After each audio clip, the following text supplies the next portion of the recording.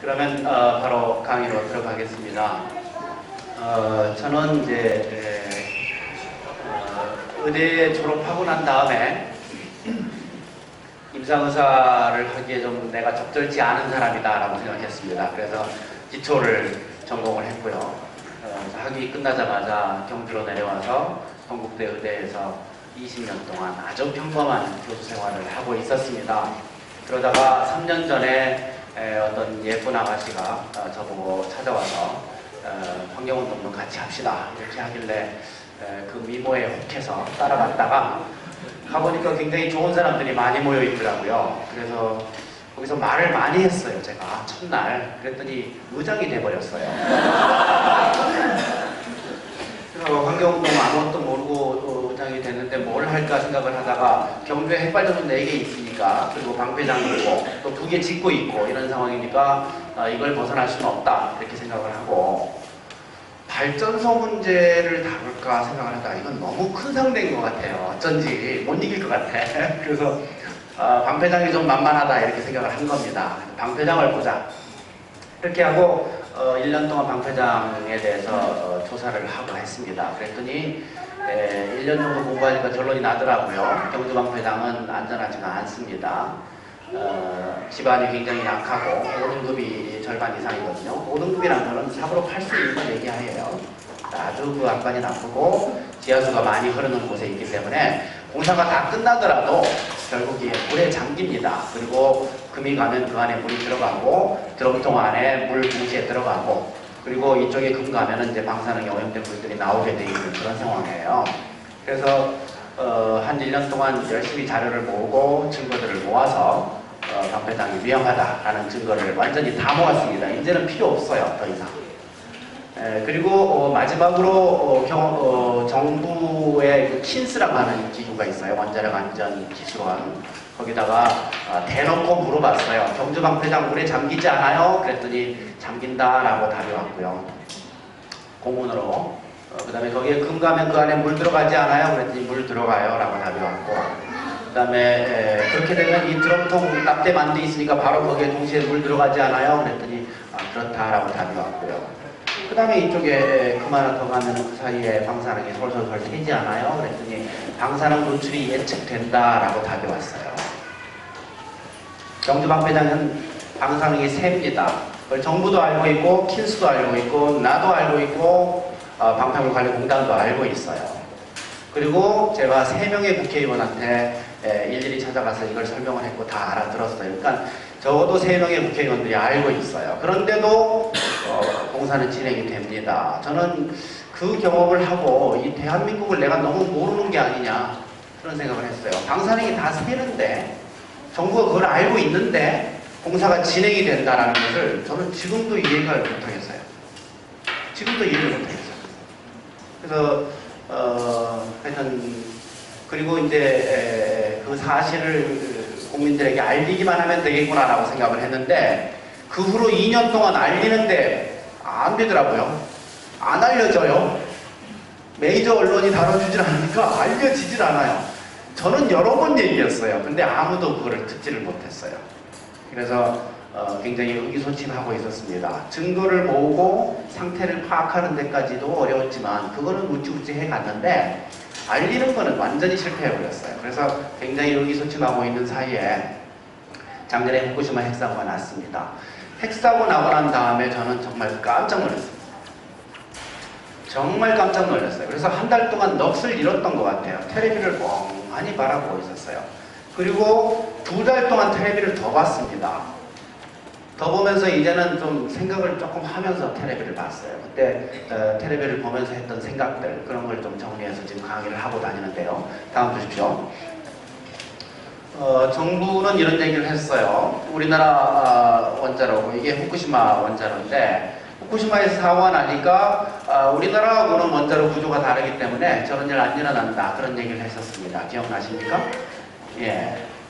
저도 그 기억이 나요. 그래서 그 말이 맞는지 한번 보겠습니다. 여기 지금 원자로가 있어요. 우리나라의 원자로가 있습니다. 원자력 발전소의 원리를 보시면 굉장히 그 최신식의 뭔가가 있을 것 같지만 기본 원리는 아주 옛날식으로 아주 간단해요. 보시면 물을 끓여요. 전기 나오죠? 전기 터빈 돌려요.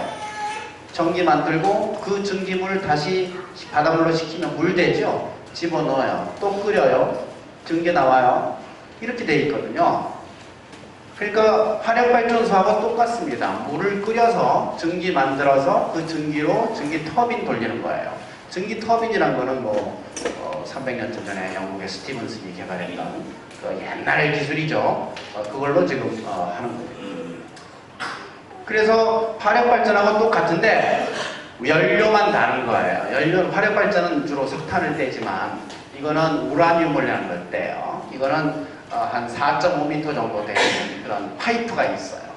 해결료 봉, 그 안에 분필처럼 생겨있는 그런 그 우라늄 펠렛을 더 집어넣습니다. 이게 해결료 봉이에요. 해결료 봉 한 350개 정도가 한 다발이 돼서 이 안에 들어있는 겁니다.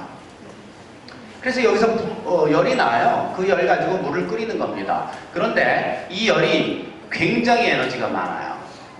이 안에 해결료봉 한번 집어넣으면 4년 반 동안 밤낮으로 이 물을 끓입니다. 무슨 이런 연료가 있나 몰라요. 굉장하죠. 4년 반 동안 밤낮으로 이 물을 끓여요. 그리고 4년 반 후에 이거 꺼내거든요. 근데 이제 한꺼번에 꺼내진 않아요. 3분의 1로 나눠서 이렇게 꺼내는데 어쨌거나 4년 반 후에 꺼낸 다음에도 여기다가 물통을 받아놓고 이 물통 안에서 사용 후 해결료 수조라고 하는데 거기서 거의 30년 동안 계속 식혀야 돼요. 열이 얼마나 많은지. 거기서 식히는데 실패하면 거기서 사고가 납니다. 그래서 그렇게 식히고 그 다음에는 꺼내가지고 또 공냉식으로 한참 식혀야 돼요. 그래서 열이 다 떨어지면 그 다음에는 고준위 폐기장으로 가야 됩니다. 이 고준위 폐기장은 전 세계에 한 개도 없어요. 지금 핀란드에서 처음으로 만들고 있는데 한 지하 1000m 정도까지 파서 거기다가 집어넣고 얼마 동안 보관하냐? 10만 년 내지 100만 년 동안 보관해요. 그 사이에 누가 건드리면 위험하죠. 그래서 우리가 쓰고 남은 이 사용 해결료는 앞으로 우리 후손의 후손이 계속 세금을 내가면서 그걸 관리해야 돼요. 이거 아주 그 윤리적, 도덕적으로 옳지 않은 그런 해결료라고 봐야 됩니다. 우리나라 건 이렇게 생겼어요. 원자로가 있어요. 여기서 물을 끓여요. 그런데 압력을 쫙 가해주면 물이 끓질 않습니다. 300도짜리 물이 안 끓어요. 그 300도짜리 물이 전기발생기라고 하는 여기서 다른 물을 끓여요. 그럼 여기서 전기가 나오죠? 전기 터빈 돌리죠? 전기 만들고 다시 물로 바꿔서 다시 집어넣고 또 끓이고 이렇게 되는 거거든요. 그러니까 이거는 물 끓이는 방식이 이건 직접이고 얘는 간접적으로 끓이는 겁니다. 중탕 방식으로 끓이는 거예요. 그거 외에 별로 다른 게 없습니다. 그런데 지금 우리나라 정부는 여기서 사고가 났을 때 저런 일 안 생긴다라고 얘기를 했어요. 구조가 달라서. 그 말이 맞는지 한번 보는 겁니다. 지진이 났어요. 그래서 이 원자로에 붙어있는 어떤 파이프 이런 어디 이음새 이런 데서 물이 샌 겁니다. 냉각수가 빠져버렸어요. 냉각수가 빠지면 냉각에 실패하겠죠? 어떻게 됩니까? 원자로 안에 온도가 올라가죠. 1000도, 2000도, 3000도 이렇게 올라갑니다. 3000도가 되면 해결료봉이 녹아버려요. 그 안에 들어있는 우라늄 펠렛 녹아버려요. 이거를 멜트다운이라고 합니다. 한번 해봅시다. 멜트다운. 네. 그거를 우리말로 노심용융이라고 그래요. 노심용융이 일어나 버렸어요. 그러면은 원자로 안에 완전히 액체 상태로 아주 뜨거운 쇳물이 있는 겁니다. 노심용융이 돼버리면 녹아버린 해결료를 담을 수 있는 그릇이 지구 위에 없어요. 뭐든지 뚫고 내려갑니다. 원자로 엄청나게 단단한 그런 새로 되어 있는 거지만 이걸 뚫고 내려버렸어요. 이거를 멜트스루라고 합니다. 해봅시다. 멜트스루. 네. 멜트스루가 됐어요. 선생님들이시니까 이 강의요법 이런 것들은 잘 아시죠? 제가 많이 쓰는 법 평소에 많이 쓰시니까 너무 유치하게 생각하지 마십시오. 멜트스루 돼버렸어요. 그래서 이 해결료 밑으로 떨어져 버렸어요. 여기 어디입니까? 콘크리트 바닥 위죠. 이 콘크리트는 어때요?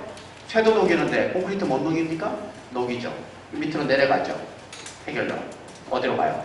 쭉 내려가죠. 어디로 가요? 지구 중심까지 가죠. 그리고 지구를 뚫고 반대편으로 나옵니다. 이건 사실 거짓말이죠. 농담이에요. 이건 물리학적으로 불가능한 얘기입니다. 어찌됐건 그 농담은 제가 한 게 아니고 미국에서 처음 했어요. 1979년도에 미국 3마일에서 멜트다운이 일어났는데 멜트스루까지는 안 갔어요. 그런데 누가 그런 얘기를 한 겁니다. 야, 저건 맥수로 되고 그 다음에 저 해결료 밑으로 내려가서 지구 중심을 뚫고 중국으로 나온다 라고 누가 농담한 겁니다. 그래서 차이나 신드롬이라는 별명이 붙었어요. 녹아버린 해결료가 땅을 뚫고 내려가는 현상, 이걸 차이나 신드롬이라고 합니다. 일본에서는 그래서 후쿠시마에서 멜스루, 멜다운, 멜스루, 그 다음에 차이나 신드롬이 진행 중이에요. 똑같은 일이 여기서 일어났다고 쳐봅시다. 지진이 났어요. 이런데 어딘가 터진 거예요. 냉각수 빠졌어요. 온도가 올라갔어요. 그래서 3000도까지 가서 멜다운이 됐어요.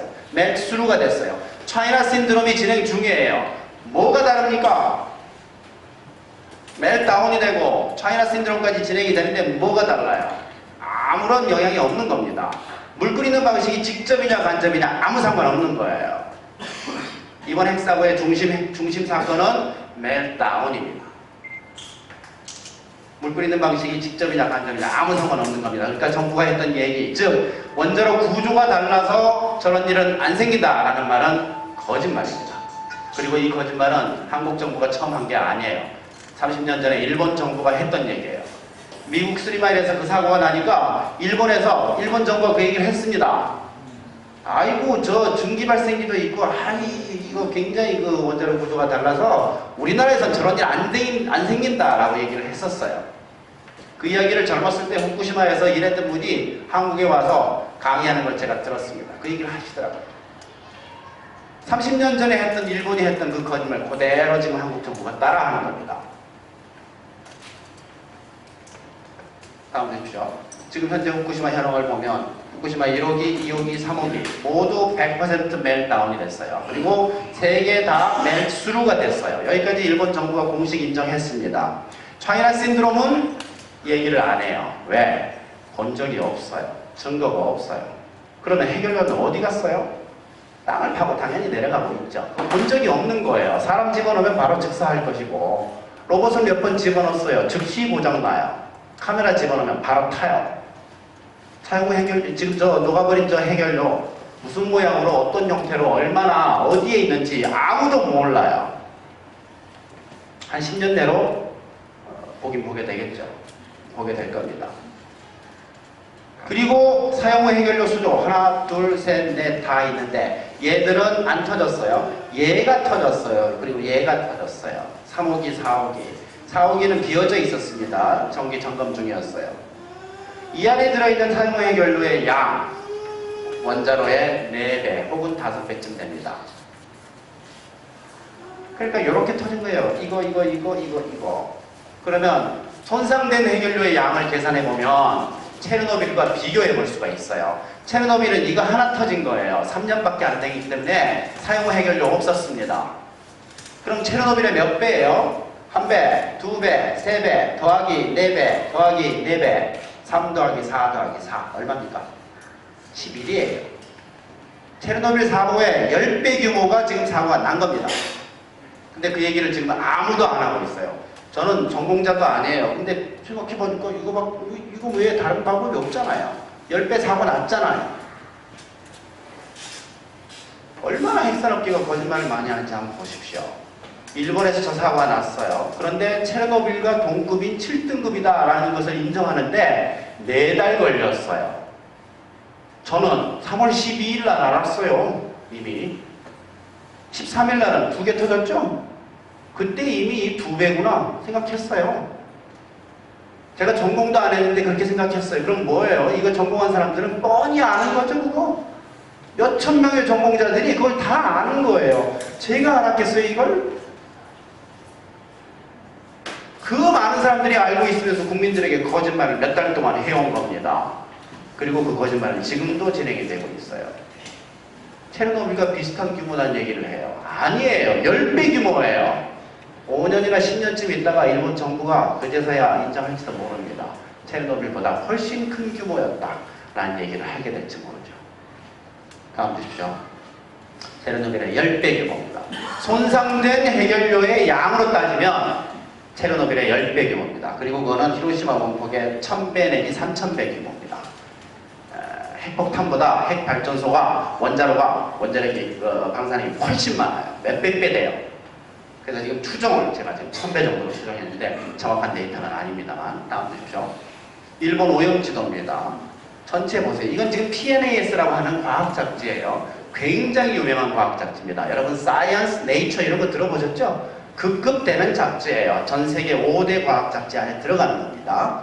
이 PNAS에 2달 전에 냈던 일본의 오염지도예요. 이게 일본 과학자들이 전국의 세슘 오염도를 조사를 해서 이 잡지에 낸 겁니다. 그걸 보시면 여기가 지금 가장 고농도로 오염이 돼 있고 파란색 이만큼이 고농도로 오염이 돼 있어요. 여기 지금 바람의 방향에 따라서 고농도 오염이 됐고 그 다음에 빨간 부분, 보라색 부분 여기는 지금 저농도로 오염이 된 겁니다. 일본 전체 땅 중에서 몇 프로가 지금 오염이 됐어요? 얼추 한 70% 정도가 오염이 돼버렸어요. 일본 땅의 70%가 오염이 돼버렸어요. 그럼 이 오염이 언제까지 지속될까요? 한 500년 적어도 아니면 한 1000년 정도 지속이 돼요. 그리고 이 땅에서 나는 그런 식품들은 어때요? 한 500년 동안은 계속 오염된 식품들이 태어나는 겁니다. 그거 일본 국민들이 먹는 겁니다. 피할 길이 없어요. 모든 식품을 다 수입하게 불가능할걸요. 그리고 고농도로 오염된 지역을 보십시오. 이건 지금 전체 일본의 약 20% 정도를 차지해요. 일본 국토의 20% 정도면 우리나라 남한 넓이하고 비슷해요. 뭘 의미합니까 이거? 만약 한국에서 사고가 나면 남한 전체가 여기처럼 고농도 오염 지역이 될 거다라고 짐작할 수 있는 근거가 됩니다. 이해되시죠? 그렇게 생각하는 게 맞아요. 과학적이죠. 이 후쿠시마의 원전. 도쿄 여기 있어요. 도쿄가 고농도 지역 안에 푹 들어가 있어요. 이게 지금 한 300km쯤 됩니다.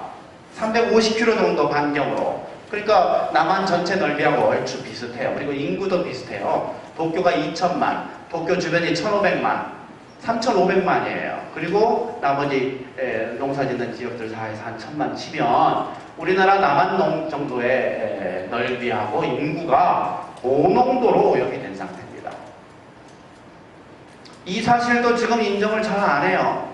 과학잡지 PNAS에 났는데 저는 여기에 평생 논문 한 편만 실으면 소원이 없을 정도예요. 굉장한 권위 있는 잡지예요. 이 사실을 지금 인정을 안 해요. 뭐 하는 속인지 잘 모릅니다.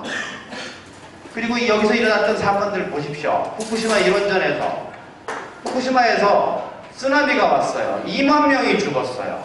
그 시체 언제 치웠습니까? 3월 11일 날 죽었어요. 언제 치웠어요 그거?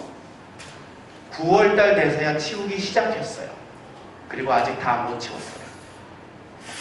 3월부터 9월까지 그 뜨거운 여름날 2만 구의 시체가 나뒹굴면서 썩은 겁니다.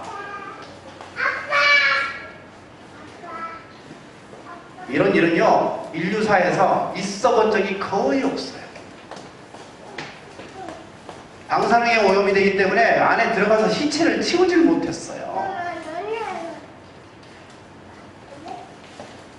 그리고 이 안에서 일어나는 어떤 일이 일어나요? 어린이들이 코피를 흘려요. 그리고 설사를 해요. 그리고 어지럽다고 해요. 이 세 가지 증상은 아주 유명한 증상입니다. 히로시마 때, 나가사키 때, 그 다음에 체르노빌 때. 그때 가장 흔했던 증상들이에요. 이게 방사능에 피폭이 되면 상피세포가 손상이 됩니다. 그러면 나올 수 있는 가장 흔한 증상이에요. 일본 학교에 가면 얘가 코피 흘려, 얘가 코피 흘려, 뒤에 있는 애는 설사를 해. 어지럽다고 해야 돼. 엎드려 있어. 이런 상황이에요. 이게 언제까지 지속될까요? 한 500년. 어떻게 할 거예요? 일본이 어떻게 될 것 같습니까? 지금은 쌓아놓은 돈이 있으니까 몰라도 서서히 돈이 떨어져 갈 겁니다.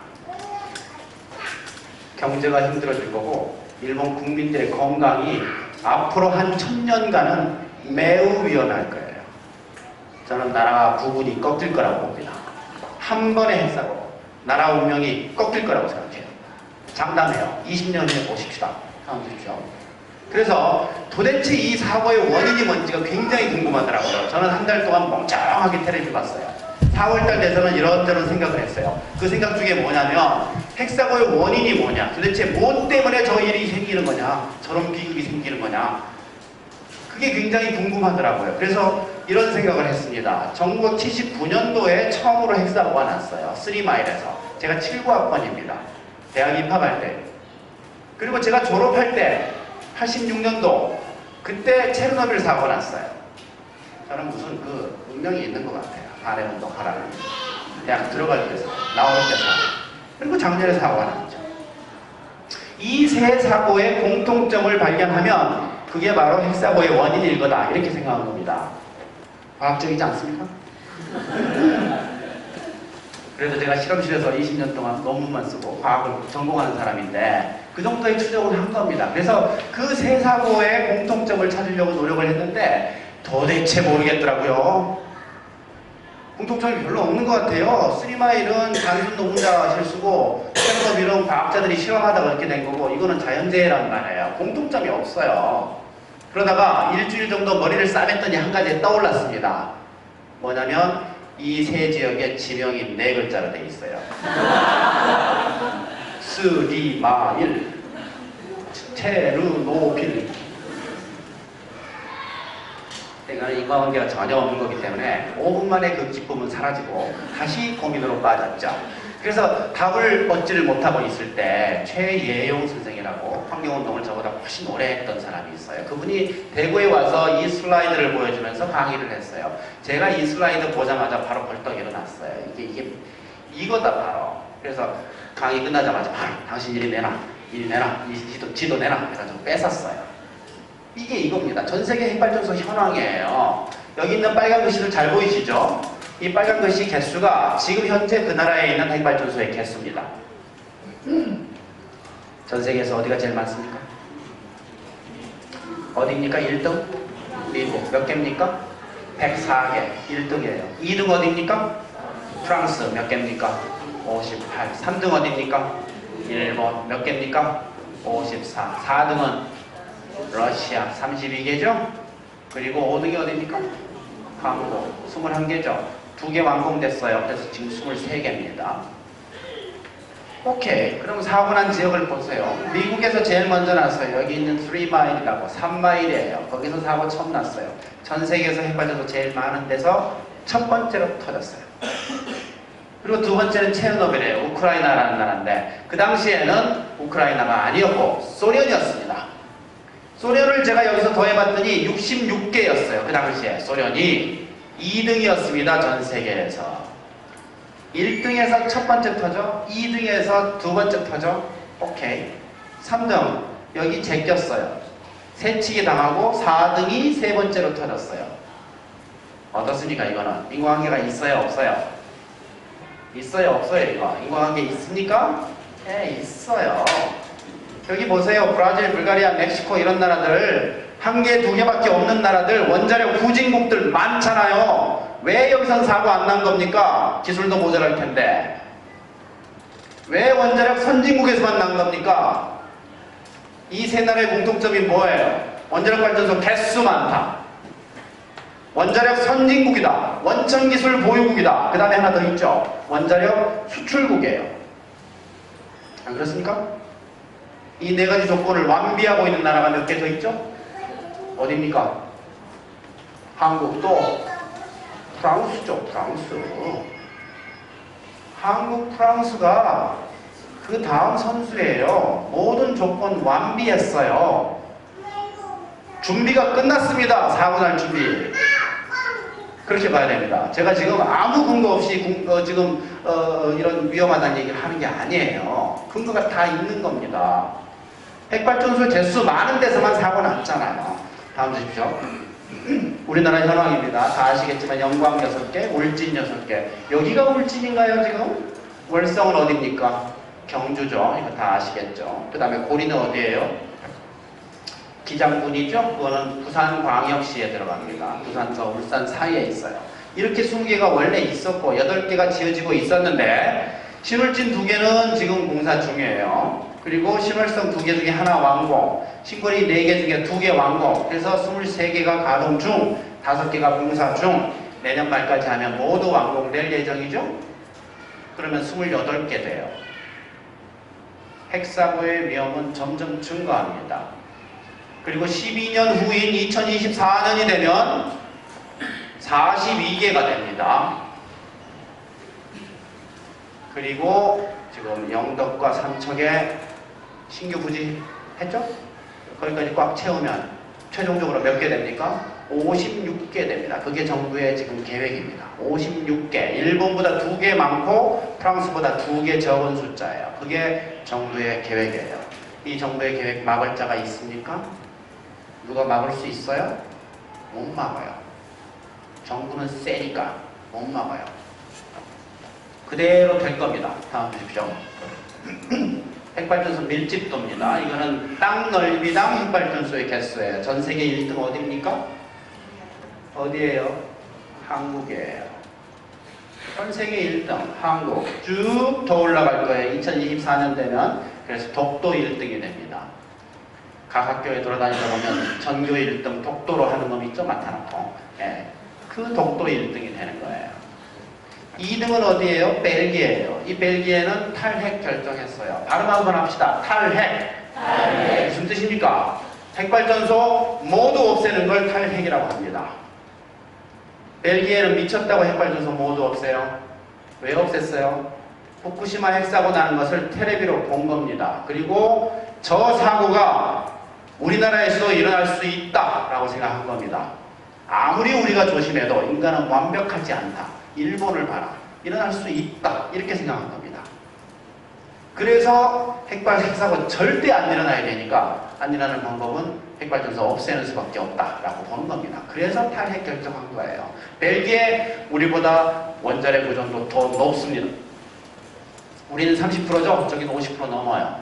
탈핵하기 더 어려워요. 굉장히 어려운 결정을 해버린 겁니다. 사고 보자마자. 그게 이성적인 판단인 거죠. 저 일이 우리나라에서 일어날 수 있다라고 생각하는 거죠. 한국은 어떻습니까? 절대 안 일어난다고 얘기해요.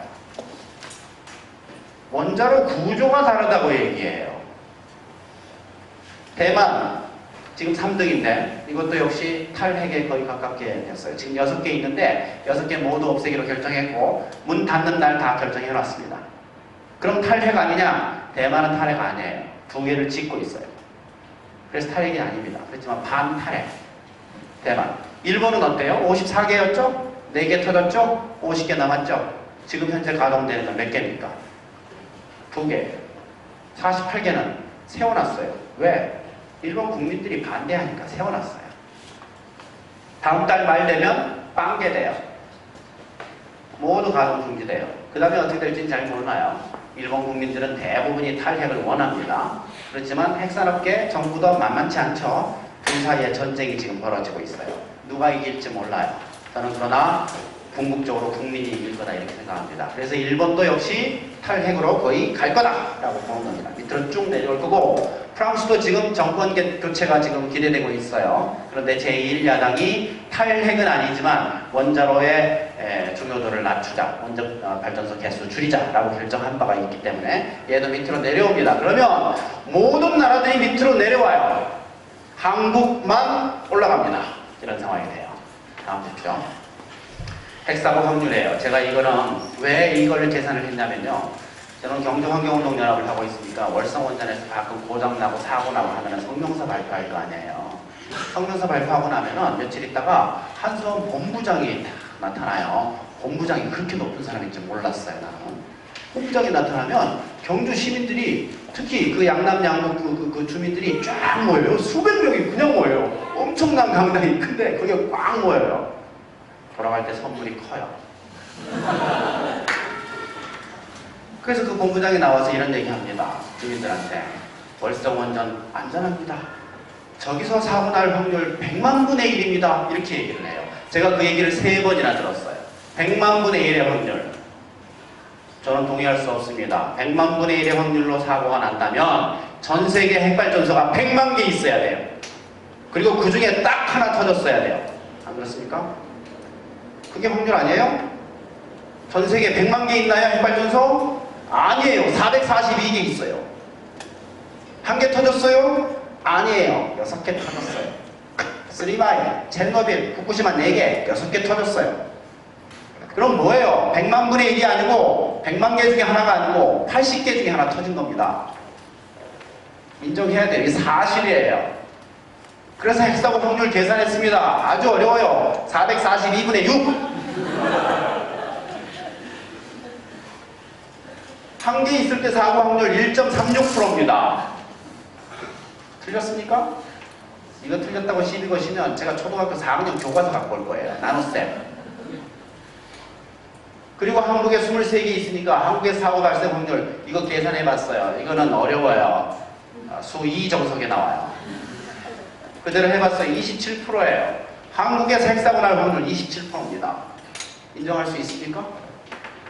일본과 같은 일이 일어날 확률, 한번 사고 나면 남한 전체가 고농도 염색이 돼요. 동경처럼.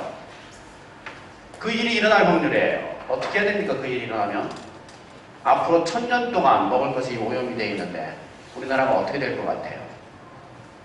우리가 여기서 살 수 있을 것 같아요? 대대손손? 택도 없는 소리죠. 어떻게 해야 됩니까? 저 일이 일어나면 여러분 어떻게 하실 겁니까? 저는 결정해놨어요.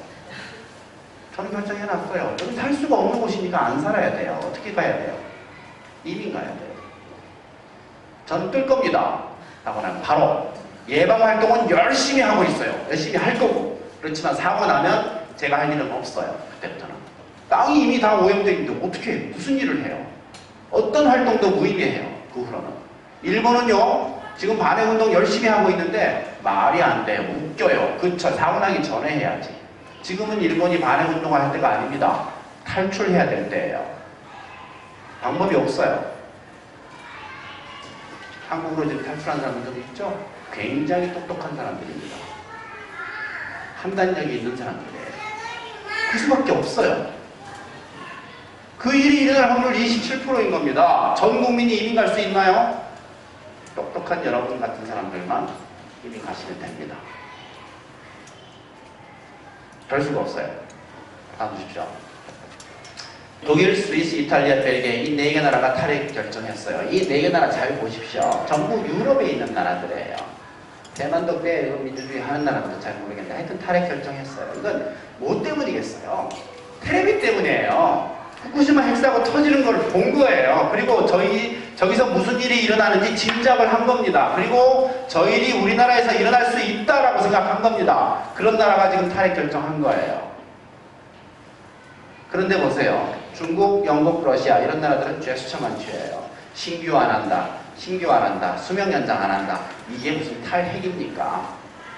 별로 의미 없는 거예요. 제스처만 취했어요. 그러나 이 4개 나라 보세요. 한국, 미국, 프랑스, 캐나다 이 4개 나라는 대통령과 수상이 정책 변화 없다라고 나와서 큰 소리 친 나라입니다. 이 나라의 마음을 한번 들여다봅시다.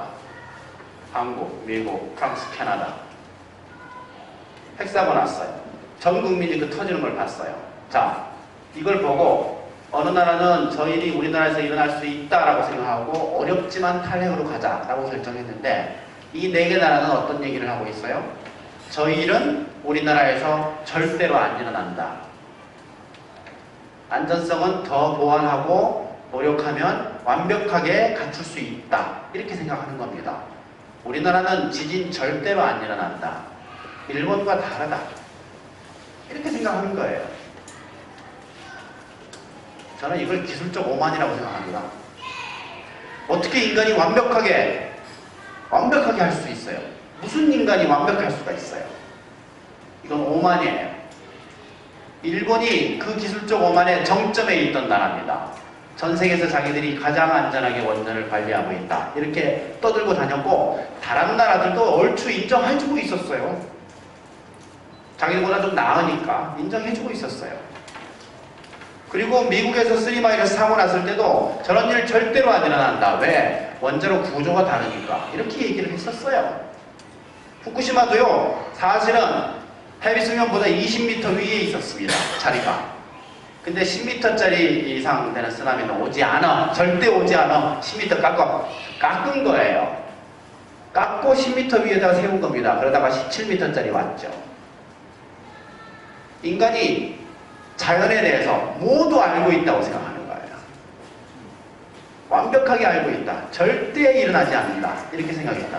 그 기술적 오만의 정점에 있던 나라가 바로 일본입니다. 그 나라에서 사고가 났어요. 두 번을 보고도 이 네 개 나라는 정책 변화 없다고 얘기합니다. 이게 지금 핵심이에요. 이게 핵심이에요. 이 나라들요, 제가 큰 소리 칩니다. 다음 사고는 여기서 나요. 보십시오. 프랑스 새치기 당한 0순위죠. 한국 1순위죠. 캐나다 17개예요. 한국 바로 뒤쫓아오고 있어요. 굉장히 열심히 원자력하는 나라입니다. 미국 사고 한 번 났죠? 한 번 더 나도 돼요. 104개잖아요. 80개 중에 하나 터졌죠? 80개 빼고도 24개 남아요. 확률적으로 한 번 더 나도 됩니다. 다음 사고는 여기서 난다. 이렇게 저는 보는 겁니다. 그래서 다음 주십시오. 핵사고 위험 요인을 정리하면 첫 번째 핵발전소의 개수예요. 이거는 더 이상 말씀 안 드려도 될 겁니다. 두 번째는 핵발전소의 나이입니다. 이건 뭐 사실 너무 상식적인 거라서 설명할 필요도 없어요. 30년 걸린 차 여기다 세워놨어요. 바로 뽑은 차 여기다 옆에다 세워놨어요. 누가 사고 잘 나요? 누가 고장 잘 나요? 이건 너무 쉬운 거죠? 뭐 설명할 필요도 없는 거예요. 이번에 보리 1호기 사고 났죠? 그랬는데 숨겼죠? 그랬다가 우연히 들켰죠? 그 사고 난 내용을 보세요. 33년 된 비상 디젤 발전기가 안 돌아갔어요. 그렇잖아요. 보리 원전이 33살 아닙니까? 저는 그 기사를 보고 이런 생각이 들었어요. 전 디젤 발전기 한번 써본 적이 있거든요. 공선에서 펌프로. 그거 5년도 안 돼서 고장나던데 33살 된 33년 된 디젤 발전기가 돌아가면 그게 더 이상하지 않아요? 나는 그런 생각을 했었어요. 보리원전이 부품이 디젤 발전기 하나입니까? 모든 부품이 다 33년 됐어요. 그 중에 어떤 놈이 고장날지 그걸 어떻게 알아요? 그 수많은 부품들을. 물론 은폐도 문제지만 기술적으로 지금 나이가 많다는 것은 기계적으로 굉장히 문제가 많은 겁니다. 그리고 후쿠시마에 핵발전소 10개 있어요. 여러분 다 아시죠? 1호기부터 10호기까지 있어요. 물론 번호는 그렇게 안 붙여요. 우리 신고리 하듯이 후쿠시마 제2발전소 이런 식으로 붙이지만 어쨌거나 10개 있었어요. 그 중에 몇 호기 터졌어요? 7호기, 9호기 이런 게 터졌어요? 아니죠. 몇 호기 터졌습니까? 1, 2, 3, 4, 나이 순으로 4개 터졌잖아요. 30살 넘은 것만 딱 골랐잖아요. 뭘 의미합니까 이거? 똑같이 지진 왔고 똑같이 쓰나미 왔어요. 왜 나이 순으로 4개만 딱 터진 겁니까? 제가 그 확률 계산해 봤더니 10,000분의 1쯤 돼요. 10개 중에서 4개 터질 확률이 있었다. 운명이 있었다. 4개를 선택하는데 나이 순으로 4개 선택될 확률 10,000분의 1밖에 안 돼요.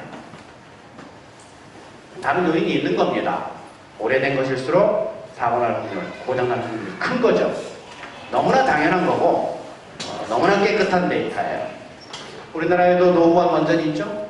코리 1호기 33살. 올해 30살 된 거 있죠? 수명 연장을 이미 다 결정해놨어요. 발표만 남은 거 있어요. 그게 월성 1호기. 여기서 가깝습니다. 경주. 월성 1호기 30살 돼요. 올 11월 달에 그 절에 발표할 겁니다. 수명 연장을. 수명 연장은 핵사고로 가는 지름길입니다. 동의할 수 있습니까? 동의하실 수 있을 거예요. 여태까지의 데이터가 그렇게 말해줘요. 다음 주십시오. 너무 복잡한 얘기했으니까 머리 좀 식힙니다. 우리나라 핵발전 사고 몇 번 일어났을까? 50번 이하, 100번 이하, 200번 이하, 500번 이하, 500번 이상. 하나 찍으십시오. 그리고 손 드는 겁니다. 힌트를 하나 드릴게요. 여러분의 상식에 의존하지 마시고 분위기에 의존하세요. 제가 지금 핵사고가 많이 나오고 싶다는 얘기를 하고 싶을 것 같죠? 네. 그러면 답은 몇 번? 5번입니다. 500번 이상. 654번이에요. 654번. 고리원전에 저것도 번호가 붙었나 확인 안 했는데 번호가 붙었으면 654번 아니면 5번이 됐을 겁니다. 다음 주세요. 그래서 그 사고 내용을 보시면 고리원전에서 기형아 출산, 방사능 피폭 사망, 전기 발생기 344군데 결함, 방사능 누출, 해결내봉 손상, 해결내봉 손상, 해결내봉 손상 이런 사고들이 여태까지 있었습니다. 다음 보십시오. 영광원전, 방사능 피폭 암 사망, 문외아 출산이 2번 있었어요. 애를 낳는데 뇌가 없어. 그래서 이것 때문에 지금 원전 주변 지역에 대한 원격학 조사를 했죠. 그 다음에 해결여봉 손상, 미확인 용접. 이건 뭐냐면 용접이 여러 군데 들어가요. 근데 그 용접하는 사람이 무자격자가 용접하면 미확인 용접이에요. 이건 그래서 기술적인 문제이기도 하지만 도덕적인 문제도 있는 겁니다. 미확인 용접. 310명 피포, 해결여봉 결함, 해결여봉 파손. 여기 지금 까만 글씨를 제가 안 읽었는데 이것들도 다 중한 사고들이에요. 그래서 제 파일 여기다 놔둘 테니까 이거 무한 공유하시면서 읽어보십시오. 읽어보세요. 다음 주십시오. 울진입니다. 아, 여기가 울진이죠. 여기 냉각수 노출 사고, 108명 피폭, 미확인 용접, 방사능 피폭 사고, 해결여봉 손상, 해결여봉 파손, 해결여봉 손상, 증기 발생기 세단 파고. 이거 지금 증기 발생기 작년에도 문제 냈었죠? 네. 해결용 원자로 내벽 손상도 있어요. 울진 오곡이. 이런 사고들이 있었어요. 다음 보십시오. 월성 원전은 중수 노출, 이 중수가 뭡니까? 중수가 자꾸 노출돼요. 월성 원전은 4개가 중수로 해요. 경수로가 아니고. 냉각수가 보통 물이 아니고 좀 무거운 물입니다. H2O 중에 H가 좀 무거워요. 그래서 중수 노출을 하면은 냉각수 노출 사고입니다. 후쿠시마 핵사고의 원인이 뭐였어요? 냉각수 노출이었죠? 냉각수가 빠져버리면 온도가 올라가는 겁니다. 그러면은 멜다운으로 가요. 멜다운 사고는 전 세계에서 3번밖에 없었어요. 그죠? 여러분 다 들으셨습니다. 그런 사고들이 이렇게 많았었어요. 여기까지 그럴 수 있다고 생각해요. 저는 인간의 능력이 유한하니까. 기계도 유한하니까. 사고 날 수 있어요. 그렇지만 문제는 다음입니다. 다음 보세요. 은폐, 비공개. 이게 문제예요. 이번에 보리 사고도 사실은 은폐된 거죠? 그것도 조직적으로 은폐됐어요. 회의를 해서. 그래서 검찰 수사를 해보면 알겠지만 어디까지 알고 있었냐, 그 회의를 누가 주도했냐, 이거는 밝혀내야 될 걸로 보입니다. 킨스가 지금 조사해가지고는 밝혀지지 않아요. 제가 킨스하고 그 한수원 사이에 얼마나 밀접한 관계인지 제가 여러 번 봐서 알거든요. 만나잖아요. 선후배예요. 그냥 굉장히 반가워해요. 형님 오랜만이요. 그래, 한잔 할까? 이렇게. 그런 관계예요. 무슨 조사가 돼요? 월성원전 냉각수 노출 사고 84년, 88년 2번 있었는데 국정감사 때 들켰어요. 잘 숨기고 있다가 4년 만에 우연히 들켰어요. 두 번째, 월성 1호기 방사능 노출 1년 뒤에 보도. 영광 2호기 2호기 냉각제 노출 주변 환경 오염시킨 뒤에 알려져요. 몇 주 동안 있다가 울진 4호기 이것도 단순 누설 사고로 축소 은폐. 한 달간 미공개, 일주일간 은폐. 우라늄이 없어졌는데 아직도 행방이 어디 갔는지 몰라요. 이게 말이 됩니까? 우라늄을 누가 뭐 점도둑이 와서 가져갔어요? 자기들이 어디 딴 데다 쓰고 지금 은폐하는 겁니다. 거짓말하고. 제가 3년밖에 안 되지만 한수원 정말 거짓말 잘해요. 방패장 관리공단 마찬가지입니다. 입만 뻥긋하면 거짓말해요. 한수원 노조 오셨는데 제가 이런 얘기해서 죄송합니다만 국민들에게 정보를 알리질 않아요. 사고가 나든지 고장나면 24시간 내에 국민들에게 알리도록 되어 있습니다. 인터넷 홈페이지에 올리고 보도자료 내서 국민들에게 알리도록 되어 있어요. 그건 몇 년 동안 숨깁니다. 그리고 우연히 재수 없으면 한 번씩 들킵니다. 숨겼다가 들킨 케이스들 있죠? 이게 이렇게 많다는 얘기는 뭘 얘기해요? 안 들킨 게 많은 거죠. 이번에까지 시도를 한 건 보면 어때요? 여태까지 숨길 때마다 들켰으면 이렇게 또 시도했겠어요? 은폐했을 때 그 성공률이 높으니까 시도하는 거죠. 안 그렇겠습니까? 그래서 654번 그 번호를 저는 못 믿습니다. 훨씬 더 많이 사고가 났을 거예요. 그렇게 짐작합니다. 다음 보십시오. 이거 지금 30km 한번 지도에서 표시해봤습니다. 14만 명. 영광이에요. 다음 보세요. 다음 쭉 가십시오. 여기 울진에 6만 명 살아요. 30km 안에. 혹시 여기에 부동산 갖고 계시나요? 여기 사고 나면 바로 끝납니다. 이거. 여기는 이제 부동산 값이 합의 제로예요. 합의 제로. 왜냐면 한 500년 동안 이 안에 못 들어갈 거니까. 합이 제로예요. 그러니까 오늘 강의 들으신 분들은 혹시 모르니까 전세로 바꾸세요. 저는 전세로 바꿨어요. 바꾸세요. 여기는 어디예요? 320만 명이네. 고리원전이죠? 울산 전체가 다 들어가고 부산 대부분이 다 들어가요. 해운대 해수욕장 아주 아름다운 곳이죠?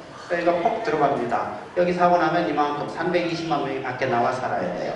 이 사람들은 집에 못 갑니다. 경찰이 막아요. 현대자동차 여기 있어요. 여기서 사고 나면 어떻게 돼요? 현대차 직원들이 출근을 못해요. 경찰이 막아서요. 나가서 차 만들어야 돼. 안 돼. 우리나라 경제가 어떻게 되겠습니까? 수많은 석유화학 공장들 저기 다 있어요. 조선 공장들 다 있고. 한 달 안에 끝날 겁니다. 경제가. 우리가 방사능 비폭돼서 막 그냥 암 걸려서 죽으려면 몇 년 기다려야 돼요. 그 전에 끝날 거예요. 여기서 사고 나면. 물질은 그래도 가볍잖아요. 그러니까 현대차가 있는 것도 아니고. 그죠? 여기 끝나요. 여기 태화강이에요. 바로 한 방에 끝나요. 이 320만 명이 밖으로 나와 살아야 돼요. 일시적으로 땅값이 오를 겁니다. 전국의 땅값이. 안 그렇겠어요? 제가 얘기해 드립니다. 그때. 바로 그때예요. 잠깐 올라갔을 때. 그때 턱. 그리고 빙. 그 수밖에 없어요. 그 수밖에 없어요. 조금만 있으면 환율 팍 꺾일 거기 때문에 그때 몇 달 사이에 잠깐 반짝할 때. 아셨어요? 비자 없다고요? 필요 없어요. 그냥 가세요. 일단 가서 영주권 필요 없어요. 가서 그 다음에 계속 개이면서 다 있어요. 다들 방법이 다 있습니다. 제가 많이 봐뒀어요. 다음 주십시오. 여기는 경주입니다. 월성원이죠. 경주. 동국대 여기 있어요. 저희 집 여기 있어요. 경주 환경대학 사무실 여기 있어요. 이게 포스코예요. 포스코. 30km 밖에 있죠? 그러니까 아마 포스코는 피해는 고스란히 받으면서 보상은 못 받을 겁니다. 아주 고소하죠. 여기 지금 뭐예요? 여기 태화강이에요. 현대차 2번 당첨됐어요. 울산은 2번 당첨입니다. 울산공항까지였잖아요. 여기 터져도 저기요? 저기 터져도. 그래서 제가 이 강의 시작하면서 집 팔았어요. 그래서 반으로 줄였어요. 그리고 전세로 바꿨어요. 물론 애들이 대학을 가서 지금 뭐 그렇기도 했지만 어찌됐건 전세입니다. 저는. 그리고 집주인이 국가예요. 국가. 아셨죠? 이렇게 가는 겁니다. 109만 원. 다음 주세요. 국내 핵발전소 점검 결과예요. 지금 정부가 일본에서 사고가 나니까 그래도 좀 점검을 해야 될 거 아니에요. 그래서 지진과 쓰나미에 대해서 점검을 해라 라고 얘기를 했고 거기에서 50명 정도 되는 전문가들이 돌아다니면서 50명 맞죠? 이거 한수원 계신 분 누구세요? 제가 하여튼 50명쯤으로 들었는데 50명 정도 이렇게 돌아다니면서 지진과 쓰나미에 대한 대비 상태를 점검을 했습니다. 그리고 그 사람들이 내놓은 보고서예요. 한번 읽어봅시다. 국내 모든 핵발전소 지진이 일어나도 자동 정지되지 않아요. 자동 정지되지 한 개도 없습니다. 지금 만들고 있어요. 뉴스 보니까. 지금 만들고 있어요. 월성 1호기에 수소 제거 시설이 없어요. 나머지는 다 있는데 얘만 없어요. 그러니까 급히 보완해서 집어넣었어요. 굉장히 빠르더라고요. 저는 한 1년 걸린 줄 알았거든요. 2달 만에 만들고 끼워 넣더라고요. 와, 그렇게 빨리 할 수 있을 줄이야. 고리 1호기, 월성 1호기. 나이 제일 많은 놈들인데 얘들은 지금 배터리로 하는 제대로 된 걸 했는데 나머지 19개는 수소 제거 시설이 있기는 있되 전기로 가동이 돼요. 외부 전원이 끊기면 무용지물입니다. 후쿠시마에서 외부 전원이 끊겼었잖아요. 무용지물이에요. 그래서 건의사항에서 그 보고서 뒤에 건의사항에서 이거 지금 전기 말고 배터리로 움직이는 걸로 바꿉시다 라고 건의해놨어요. 아마 지금 바꾸고 있을 겁니다. 월성 1, 2호기, 1, 2, 3, 4호기, 울진 1, 2호기 여기 울진이죠? 이렇게 6개. 이거는 수소 농도 측정기가 없어요. 수소가 발생했는지 안 했는지 모릅니다.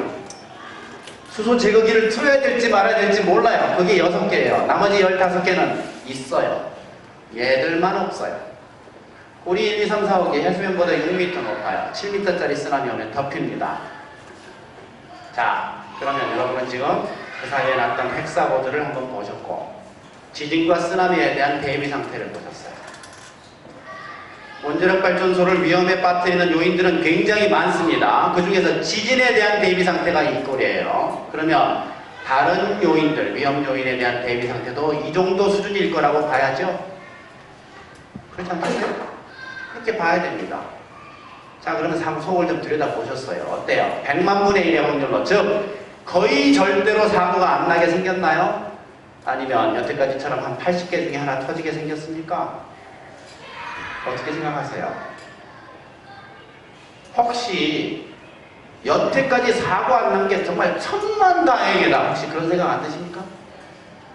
저는 정말 그런 생각이 들어요. 애국가 말대로 하느님이 보고 와서 여태까지 사고 안 난 것 같아요. 얼마든지 날 수 있다, 그렇게 생각이 됩니다. 다음 보십시오. 그래서 핵발전소를 모두 없애고 싶어요. 핵발전소를 모두 없애고 싶어요. 그래야 핵사고 확률이 제로가 되니까 모두 없애고 싶어요. 근데 그게 쉽지가 않아요. 간단하지 않습니다. 한번 봅시다. 지금 원자력이 전체 전기의 31% 생산해요. 31% 한꺼번에 없앨 수 있어요? 불가능합니다. 전기 난방이 지금 전체 전기의 24%가 쓰이고 있어요. 어쭈, 이거 봐라. 이거 지금 한 7%밖에 차이 안 나네. 그러면 한번 생각해 보는 거예요. 7%는 아끼고 전기 난방을 전면 금지하면 핵발전소 모두 없앨 수 있겠네, 이런 생각 해볼 수 있죠. 용기를 한번 내보는 겁니다, 이렇게. 그리고 양수발전기 얘기를 좀 할게요. 양수발전소 여러분 많이 아실지 모르겠지만 저거는 핵발전소의 특징 때문에 할 수 없이 만드는 거예요. 핵발전소는 켜는데 며칠 걸려요. 끄는데 며칠 걸려요. 밤에 껐다가 아침에 켰다가 이게 안 됩니다. 그러니까 어떻게 해요? 계속 틀어놔요. 계속 틀어놓으면 어떻게 됩니까? 낮에는 전기가 모자라지면 밤에는 전기가 남겠죠? 전기 모자랄 때는 발열발전 떼면 돼요. 남을 때는 어떻게 해요? 곤란하잖아요. 과부하 걸리면 위험하고. 그러니까 어떻게 해요? 밤에 국민들이 전기를 많이 쓰도록 유도해요. 어떻게 했어요? 심야 전기 줬어요. 국민들은 심야 전기 가지고 뭘 해요? 그 전기를 그때 막 돌려요? 어떻게 해요? 텔레비를 막 봐요? 잠 안 자고? 아니죠. 난방해야죠. 심야 전기로 난방하는 겁니다. 그래서 전기 난방이 많아진 거예요. 전기 난방의 에너지 효율성 문제를 얘기를 해야 됩니다. 왜냐하면 전기 난방이야말로 가장 에너지 비효율적이니까. 아까 보셨지만 알겠지만 원자력도 물을 끓여요. 열 에너지가 나오는 겁니다. 화력도 열 에너지가 나와요. 이 열 에너지를 가지고 전기를 만들어요. 열 효율성이라는 게 있는 겁니다. 얼추 한 30% 될 거예요. 70%는 버리는 거예요. 그 다음에 이 전기 에너지를 가지고 다시 열을 만들어요. 그러면 또 70% 버리고 30% 가지고 쓰는 겁니다. 처음에 있던 열의 10%밖에 안 써요. 10%도 안 됩니다. 90%는 버리는 거예요, 에너지를. 그래서 전열기, 전기 난방, 이게 굉장히 에너지 비효율적인 겁니다. 아주 나쁘게 전기를 쓰는 방식이에요. 근데 그것이 원자력 때문에 그런 일이 발생하는 겁니다. 그래서 심야 전기를 줬는데 그래도 전기가 남네. 어떻게 해요? 그냥 버려요? 아깝잖아요. 그래서 기업들한테 주말에 혹은 심야에 전기를 쓰면 더 싸게 줘요. 그럼 기업 입장에서는 밤에 공장 돌리면 수지가 괜찮은 거예요. 그래서 야간 수당 지급하고도 괜찮은 거예요. 그래서 야간 노동이 아주 일반화되는 겁니다.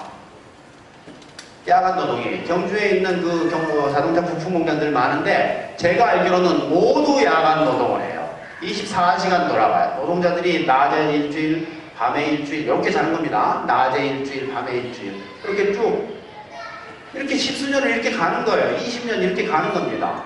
그런데 세계보건기구가 발암물질로 규정한 것 중에 야간 노동이 들어있어요. 야간에 노동하잖아요. 그거는 발암물질이에요. 몸이 굉장히 피곤해요. 그게 만성적으로 가면 암 발생 확률이 증가합니다. 발암물질이에요. 이놈의 우라늄이라는 거는 땅속에서 나와서 착한 일을 한 번도 해본 적이 없어요. 처음 나와서 한 일이 뭐였어요? 수십만 명 죽이는 일이었잖아요. 살인이었잖아요. 그리고 지금 계속 암을 만들죠. 에너지 낭비하게 만들죠. 착한 일을 아예 안 해요, 우라늄은. 그리고 난 다음에도 전기가 남는 순간이 생겨요. 그때는 어떻게 해요? 전기를 할 수 없이 이제는 정말 버려야 돼요. 그래서 우리나라에 있는 큰 저수지들이 있어요. 거기서 전기 남을 새벽에 이 물을 저 산꼭대기 위로 확 퍼올립니다. 확 퍼올려요. 전기 많이 쓰고 저 산꼭대기 위에다가 저수지 하나 만들어 놓고 그래 놓고 이 물을 가지고 나중에 수직으로 구멍 뚫었어요. 산에다가. 그래가지고 여기다 방 하나 만들어 놓고 터빈 놔뒀어요. 쭉 물 내려가지고 이걸로 수력 발전하는 겁니다. 그래서 양수 발전기예요.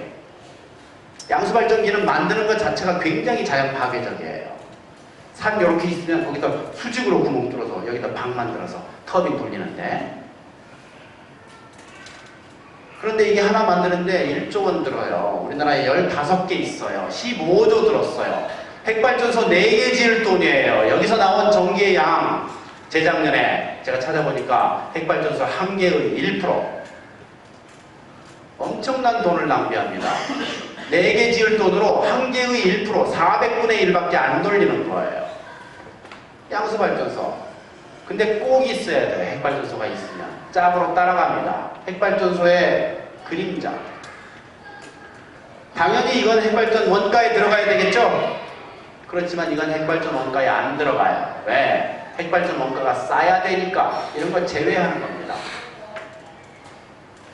그것도 역시 거짓말이에요. 정부가 하는 거짓말이에요. 이 원가 싸다라고 얘기하면서 이런 것들 빼는 겁니다. 수 쓰는 거죠. 핵발전 원가 싸서 그것 때문에 전기요금이 싸다고 돼 있죠? 거짓말이에요. 우리나라 전기요금이 쌉니다. 핵발전 원가가 싸기 때문이 아니에요. 세금 보조금이 많기 때문이죠. 국민들한테 세금 걷어서 그걸로 보조금 내는 겁니다. 그래서 싼 거예요. 정말 너무나 많은 거짓말들이 핵발전을 둘러싸고 있는 거예요. 수많은 거짓말들을 국민들에게 하고 있고 그 시스테믹하게 1년에 100억씩 써서 원자력 문화재단 그 거짓말을 만들어냅니다. 그리고 그를 선전하죠. 원자력 문화재단 어린이 글짓기 대회하고 하는 데 있죠? 그게 원자력 선전하는 데예요. 그 돈 누가 내요? 국민이 전기요금으로 내요. 전기요금 중에 일부 그거를 원자력 문화재단에 1년에 100억씩 집어넣습니다. 그러면은 원자력을 광고를 해요. 그 돈 가지고. 왜? 화력 발전을 광고하지. 화력이 훨씬 더 많은데 그건 안 해요. 원자력만 해요. 재생 가능 안 해요. 풍력, 태양광 이건 안 해요. 원자력만 해요. 원자력 문화재단이에요. 그거 우리 전기요금으로 운영하는 겁니다. 그것도 역시 부정의하죠. 여기까지 얘기하고 다른 나라 얘기합시다. 유럽의 절반은 핵발전소가 없어요. 그리고 나머지도 탈핵을 향해요. 그래프로 보여드릴게요. 그리고 이게 굉장히 중요한 데이터인데 미국의 핵에너지가 11.2%입니다. 우리나라는 31%죠. 11.2%. 재생가능 에너지가 11.6%예요. 그래서 처음으로 작년 1사분기 때 재생가능이 핵보다 많아졌어요. 아주 역사적인 사건입니다. 이게 왜 많아졌냐? 그 1년 전에 재생발전 원가가 핵발전 원가보다 싸졌어요. 처음으로 2010년도에 재생가능이 더 싸진 겁니다. 여러분이 알고 있던 내용과 또 완전히 다르죠? 핵발전이 재생가능보다 훨씬 비싼 걸로 되어 있어요. 정부 통계 보시면요. 태양광이 원가가 핵발전보다 20배 비싼 걸로 되어 있어요. 거짓말입니다. 거짓말이에요. 핵발전 원가 한 번도 공개된 적이 없습니다. 우리가 여러 번 요구했어요. 국회의원들도 여러 번 요구했어요. 핵발전 원가 공개된 적이 한 번도 없어요. 그러면서도 싸대요. 그러니까 어떤 식으로 해서 계산해서 싸냐? 안 내놔. 그런 답만 내놓는 거예요. 싸다는 거예요. 이게 왜 싼데? 아이 그냥 싸대니까? 한 번도 그 원가 공개된 적이 없습니다. 그렇지만 미국의 교수들이 내놓은 데이터를 보면 재생가능이 더 싸졌어요. 특히 태양광이 더 싸졌어요. 태양광은 재생가능 중에 제일 비싼 겁니다. 그거보다 핵발전이 더 비싸다는 거죠. 그리고 미국도 지금 재생가능이 11.6%예요. 유럽은 모두 20%가 넘어요. 많은 나라는 70%까지 돼요. 무슨 70%까지? 재생가능이 완전히 탄압하고 원자력만 하고 있는 그런 나라는 전 세계 우리나라 뿐이에요. 다음 보십시오. 핵발전소 꼭 필요하냐? 퀴즈입니다. 현재 쓰고 있는 전기를 태양광만 갖고 생산하려면 국토의 몇 프로가 필요할까? 국토의 10배, 1배, 6%, 뭐 이렇게 50%, 20%, 6%. 이 중에 하나 찍는 겁니다. 이것도 역시 자신의 상상을 상식에 의존하지 마시고 분위기를 보셔야 된다. 제가 무슨 얘기를 하고 싶은지. 예, 정답은? 예, 역시 선생님들이라 공부를 잘하셔. 국토의 6%가 정답이에요. 제가 이 퀴즈를 왜 냈냐면 경상북도에서 원자력 클러스터라는 걸 해요. 그거는 핵 재처리 시설입니다. 핵 재처리라는 것은 핵무기를 만들기 위해서 플루토늄을 뽑아내는 과정을 얘기하는데 그걸 지금 추진하고 있어요. 그래서 그거를 막기 위해서 경상북도 도지사, 도청 앞에서 데모를 했어요. 물질에서도 오셨어요. 장 의원님 어디 계세요? 같이 갔었죠. 그리고 갔는데 도지사를 만나러 올라갔더니 도지사는 어디 가셨다네요. 그렇게 하고 자기가 주무부서 과장이니까 자기랑 얘기하자는 거예요. 좋다. 가서 얘기를 했죠. 얘기가 될 리가 없죠. 이제 삿대질하고 싸우는 겁니다. 소리 지르고. 그러고 있는 와중에 어떤 얘기가 오고 갔냐면 핵발전 대안이 없다는 거예요. 지금. 무슨 소리냐. 다른 나라 다 하고 있다. 태양광 지금 급속히 발전하고 있고 충분히 가능하다. 그랬더니 아이고 교수님 그 태양광 가지고 전기 만들려면요 우리나라 국토를 10번 덮어야 돼요. 이렇게 얘기를 하는 거예요. 거기선 전기 안 나온다는 거 거의. 너무 조금 나온다는 거예요. 그래서 말 잘했다. 당신 여기 앉아라. 나랑 같이 계산하자. 같이 나란히 앉았어요. 계산기 갖고 와. 인터넷 갖고 와. 그거 계산한 거예요. 태양광 판넬 1제곱미터에서 나오는 전기양 조사에 적어. 바로 적더라고요. 오케이. 우리나라 전체에서 쓰는 전기양 적어. 외우고 있더라고요. 중호우사니까. 적고. 오케이. 그러면 이 전기 만드는데 필요한 이 판넬의 넓이 계산해. 나눗셈 한 번만 하면 됩니다. 네, 그래서 계산해서 나왔어요. 계산기 나왔어요. 적었어. 오케이. 그 다음에는 인터넷으로 국토의 넓이를 찾아요. 국토하고 이 넓이를 비교하는 거예요. 그랬더니 2%가 나와요. 국토의 2%. 10번이 아니에요. 1000%가 아니에요. 2%예요. 정답이 왜 6%냐? 해가 떠 있는 시간이 8시간. 38이 24 곱하기 3 해야 돼요. 그래서 6%입니다. 태양광 판넬 전기 많이 나와요. 꽤 많이 나와요. 거기까지 하니까 자기 부하들 직원 앞에서 완전히 지금 쪽을 간 거잖아. 화가 막 이렇게 나 있어요. 계산 다시 해볼래요? 안 해도 된대. 그러면서 저한테 그 얘기를 해요. 태양광 판넬이 있으면요 그 밑에는 태양광이 오질 못하기 때문에 생태계가 완전히 망가져요. 이렇게 얘기를 해요. 생태계 없는데다 하면 되지 않을까요? 경부고속도로 생태계 없죠? 경부고속도로 따라서 쫙 올려요. 어때요? 어때요? 생태계 없잖아요. 눈 올 때 부둥 막아주면 좋겠구만. 그걸로 모자라면 호남고속도로 깔아? 남해고속도로 깔고. 방법은 얼마든지 있습니다. 우리나라 주차장들 여기저기 많죠? 거기에 다 그 햇빛 때문에 싫잖아요. 다. 거기다가 태양광 판넬 다 하란 말이에요. 버섯, 인삼 이런 거 음지식물이죠? 음지식물 일부러 태양광 가리잖아요. 그 판넬로 가리면 안 될까? 얼마든지 방법은 있습니다. 할 생각이 없으니까 그렇죠. 그래서 태양광 얼마든지 할 수 있다. 다른 나라 봅시다. 계속 주세요. 세계 핵발전소 개수 변화입니다. 이거는 전 세계 통계예요. 1954년도에 처음 시작했죠? 쭉 올라갔어요. 80년대 이후로 20 몇 년 동안 핵발전소 개수 증가합니까? 전혀 안 증가했어요. 이건 뭐예요? 20년간 성장이 없는 산업. 이걸 뭐라고 부릅니까? 사양산업이라고 불러요. 한번 해봅시다. 핵발전은 사양산업이다. 사양산업입니다. 거기다가 고용효과도 아주 나빠요. 지금 외국에서 해보니까 핵발전에서 만드는 그 전기양을 재생가능으로 만들잖아요. 그러면 직원이 10배가 필요해요. 고용효과가 10배예요. 1000명이 만들 수 있는 전기를 가지고 재생가능으로 만들면 10,000명이 먹고 살아요. 아시겠습니까? 이거 정말 중요한 내용이에요. 다음 보세요. 거기다가 태양광 발전 단가는 밑으로 쭉 내려옵니다. 왜? 이건 내려올 수밖에 없어요.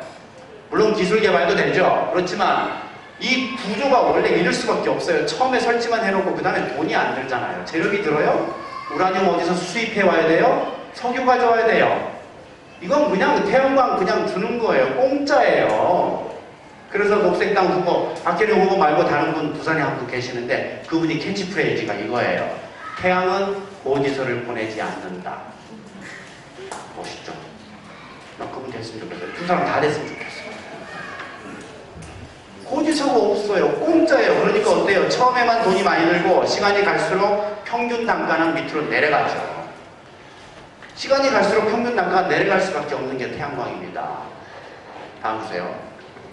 그래서 태양광 발전은 이렇게 성장하고 있어요. 이거는 독일 그래프인데 전 세계 그래프도 똑같이 생겼어요.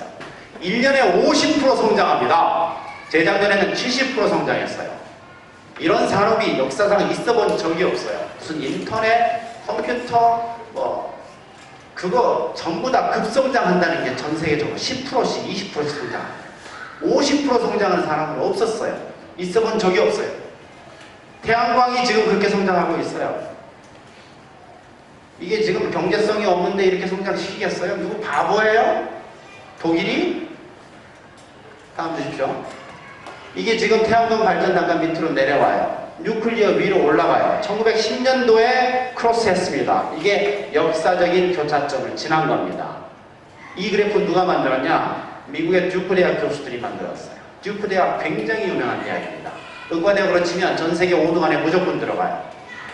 제가 졸업한 서울의대 100등 안에 못 들어와요. 똥통대학입니다. 이 대학에 비하면. 듀크 대학 교수들이 내놓은 거예요. 이거 보세요. 태양광은 밑으로 내려오죠. 누클리어 올라가요. 왜 올라가요? 이건 올라갈 수밖에 없어요. 올라갈 수밖에. 왜? 여태까지 처리하지 않았던 비용들이 지금 많이 쌓여 있어요. 사용후 해결료. 그거 처리해 본 적이 없잖아요. 엄청난 돈을 들여서 고준위 폐기장 만들어야 됩니다. 누가? 우리가 만들어요? 아니에요. 우리는 기술 아직 없어요. 누가 만들어요? 우리 자식들이 만들어요. 손자들이 만들고 해야 돼요. 걔들이. 그러니까 앞으로 그 비용들은 올라갑니다. 원자력 발전소 완전히 폐쇄하죠. 그럼 그 동건물 엄청나게 큰 거 있죠. 이 건물 전체가 핵 폐기물이에요. 그냥 보통 건설 폐기물로 처리할 수가 없어요. 굉장히 돈이 많이 듭니다. 그 돈들 누가 내야 돼요? 쓰고 있는 우리가 내요? 아니에요. 다음 세대가 내야 돼요. 그게 문제인 겁니다. 전 세계에서 폐로 제대로 한 건 한 개도 없어요. 아직 폐로 기술 없습니다. 폐쇄 여러 개 했잖아요. 물론 여러 개 했죠. 그냥 가만 두는 거예요. 문 잠궈놓고. 폐로가 아닙니다. 그건. 그 비용들이 올라갈 수밖에 없어요. 사고 나면 무한대의 돈이 들죠. 사고가 안 나면 보험료 들어요. 보험료 지금 적립하고 있나요? 적립하고 있어요. 서류상으로만. 돈은 어디로 갔는데? 신규 원전 짓는데 다 썼어요. 그러면 사고 나면 세금으로 100% 때려 박는 겁니다. 이런 상황에 있어요. 핵발전 산업은요, 세금에다가 굵은 빨대 뽑아놓고 아무 때나 빨면 돼요. 세금에다가. 아무 때나 빨면은 세금이 쭉쭉 올라와요. 그래서 미국의 학자들에 의하면 2010년, 재작년에 핵발전이 더 비싸졌다는 겁니다. 태양광이 제일 비싸요. 재생가능 중에. 근데 그거보다 핵발전이 더 비싸졌어요. 이거 믿어요? 아니면 정부 통계 믿어요? 정부 통계는 태양광이 핵발전보다 20배 비싼 걸로 돼 있어요. 누구 말이 맞아요? 우리 정부 말이 맞는데 독일하고 전 세계가 미쳤다고 1년에 50%씩 성장시켜요? 경제성이 없는데? 전 세계가 1년에 50%씩 성장하는데 경제성이 없다고요? 바보들입니까? 유럽에 있는 자들이? 한번 보십시오. 독일은 풍력 발전이 20년 사이에 100배 증가했어요. 우리나라는 굉장히 귀하디 귀해요. 그래서 관광지예요. 풍력발전단지. 영덕의 풍력발전단지 관광지입니다. 저도 차 2시간 올라와서 한번 보고 왔었어요. 멋있더라고요. 태양광요, 독일이나 유럽보다 우리가 훨씬 유리합니다. 태양광이 30% 이상 더 많이 나와요. 거기 맨날 흐리잖아요. 그리고 풍력도 우리가 굉장히 유리합니다. 서해바다 얕잖아요. 풍력, 해상 풍력하기 아주 좋아요. 굉장히 좋은 조건이에요. 바람도 많이 불고. 그거 일직선으로 쫙 하면 멋있잖아요. 일직선 군대 같아서 싫어요? 그러면 곡선으로 섹시하게 배치해요. 멋있어요. 왜 안 해요 그거? 동네마다 다 있어요. 독일 가면. 한번 보십시오. 이게 이거 전 세계 통계인데 이 파란 거 있죠?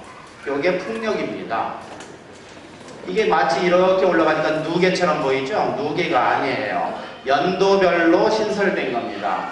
1년에 이만큼 만들어요. 1년에 이만큼 만들고 1년에 이만큼 그래서 1년에 20% 이상씩 매년 성장합니다. 풍력. 이게 비싸고 위험하고 뭐 그런데 이거 이렇게 성장하겠어요? 말이 안 되는 소리죠. 노란 거 태양광입니다. 1년에 이만큼 만들어요. 이건 뭐 오래되진 않았어요. 한 5년 정도밖에 안 됐지만 성장 속도가 무지하게 빨라요. 1년에 50%. 지금 태양광 풍력이 훨씬 크지만 한 10년 지나면 태양광이 더 많아질지도 모르겠어요. 이 추세가 유지된다면. 그리고 이 그래프에서 빨간 거 보세요. 빨간 거, 요거. 이거 어때요? 급성장하고 있어요? 르네상스 하고 있어요, 이거? 원자력입니다, 빨간 거. 이거를 붙들고 있는 건 누구예요? 뭐예요, 이거? 지금 급성장하고 있는 건 다 탄압하고 안 하고 있으면서 이 빨간 거 성장하고 있지 않고 완전 이거 지금 망해버리고 있는 그 산업, 그거 붙들고 르네상스 하겠다는 게 뭐예요, 이게? 이게 누구예요, 도대체가? 바보죠. 바보죠. 나 같은 비전문가가 이런 데이터들을 알고 있는데 직역부에 있는 전공자들, 경제학자들, 에너지 경제하는 사람들 이거 모르겠어요, 이거? 다 알죠? 그 전문하는 놈들은 뭐 하는 거예요, 도대체? 우리나라 기업들은 뭐예요? 이렇게 급성장하고 있는 거 이거 왜 여기서 돈을 안 벌어요? 미칩니다. 여기까지 정리를 다시 한번 하겠어요. 거의 이제 끝났습니다. 핵발전은 사고가 날 수 있다. 한번 사고 나면 끝이다. 우리나라에서 사고 날 확률 제로가 아니다. 얼마다? 27%다. 그건 앞으로도 더 증가한다. 핵사고 나면 끝이기 때문에 핵사고 확률을 0으로 낮춰야 된다. 낮추는 방법은 단 하나예요. 그거 뭡니까? 탈핵이에요. 핵발전소 모두 없애야 돼요. 기념을 하나만 남겨둘까? 아니에요. 모두 없애는 거예요. 탈핵이 그럼 가능한가? 가능하다. 대안 있나? 있다. 그 대안이 뭔데? 재생가능 발전이다. 재생가능 발전이 뭘로 구성되어 있는데 태양광, 풍력, 그 다음에 바이오매스 이런 걸로 되어 있다. 아, 그거 비싸지 않나? 비싸지 않다. 경제성 충분히 확인된다. 그러면 전 세계가 급성장하고 있나? 급성장하고 있다. 그거 안전하지 않나? 아니, 위험하지 않나? 안 위험하다. 경제성도 있고 위험하지도 않고 고용효과도 아주 좋은데 근데 왜 안 하는데? 바보니까 안 하지. 다른 나라 다 하잖아요. 바보니까 안 하지. 일본도요, 재생가능 상당히 많이 하고 있었어요. 지금도 하고 있고. 전 세계 재생가능 시장에서 5등 안에 막 들어갑니다. 풍력 이런 거. 재생가능도 하고 핵발전도 했던 거죠. 우리나라는 이거 아예 안 하고 요거만 하고 있어요. 일본이 주는 교훈이 뭡니까? 재생가능을 하는 게 중요한가요? 아니에요. 이거는 해도 되고 안 해도 돼요. 핵발전을 없애는 게 더 중요해요. 이해되세요? 핵사고를 없애기 위해서는 재생가능을 하냐 뭘 하냐 이것도 중요하지만 더 중요한 거는 핵발전을 안 하는 게 더 중요합니다.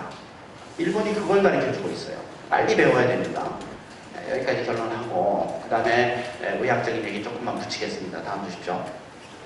벨라루스에서 갑상선암의 증가예요. 벨라루스란 나라는 체르노빌 때 굉장히 운이 나빴어요. 체르노빌 사고가 났어요. 그래서 그 옆 나라까지 올라갔어요. 바람에 따라서.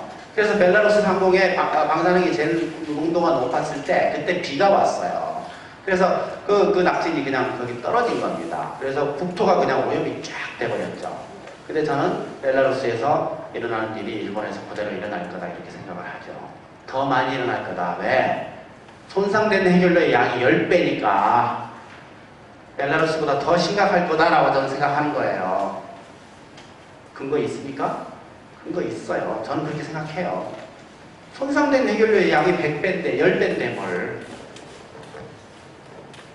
86년도에 체르노빌 사고 났어요. 5년 6년 지난 다음부터 여자에서 갑상선암 올라가요. 남자는 살살살 이렇게 기어요. 여자만 많이 올라가요. 급격하게. 이거 전 세계 동일합니다. 우리나라에서도 핵발전소 주변에 있는 주민들, 이 원전 여기도 마찬가지인데 통계를 내보면 갑상선암이 여자들에서만 많이 올라가요. 남자는 별로 안 올라가요. 그 다음에 두 번째로 많이 올라가는 게 유방암이에요. 그 유방암도 여자들만 거의 걸리거든요. 그리고 세 번째, 네 번째가 그 다음에 간암, 위암 이렇게 가요. 여자가 더 많이 걸립니다. 암에. 왜 그런지 몰라요. 설명이 잘 안 돼요, 의학적으로. 똑같이 세포 있고 똑같이 방사선 와서 유전자 때리거든요. 근데 여자는 암에 많이 걸리고 남자는 좀 덜 걸린단 말이에요. 그 여자, 어린이, 태아, 이게 뭐예요, 이게? 생명현상의 중심선이죠. 이 중심선을 딱 공격해요. 이 곁다리에 있는 남자 이런 거는 그냥 살려줍니다. 중요한 것만 딱 죽여요. 생물학 여러분 뭐 공부하셨잖아요. 이게 훨씬 중심적인 세력이에요. 그거를 줄기를 깨요. 여자가 팍 올라가요. 남자는 밀밀밀밀 기고 이렇게 되는 거예요. 다음 주세요. 이게 지금 의학적인 결론이에요. 방사선하고 암 발생 사이의 결론입니다. 이 그래프는 뭘로 만들었냐면 후쿠시마 핵사고 나기 전에 그 다음에 체르노빌 사고 있었죠. 그 다음에 나가사키, 히로시마, 그 다음에 2000건에 이르는 핵실험들이 있었어요. 그 핵실험 때 그 원주민들이 많이 피폭됐어요. 그 사람들을 대상으로 계속 추적한 겁니다. 역학자들이. 생각해보세요. 이 피폭됐어요. 이 사람 암에 걸리나 안 걸리나 계속 본 거예요. 몇십 년간 추적하면서 암 걸리면 체크. 이렇게. 그래가지고 나온 결론입니다. 그러니까 이 대상자들이 1000만 명이 넘어요. 충분한 수예요. 그래서 앞으로 이 별로 변할 가능성이 크지 않습니다.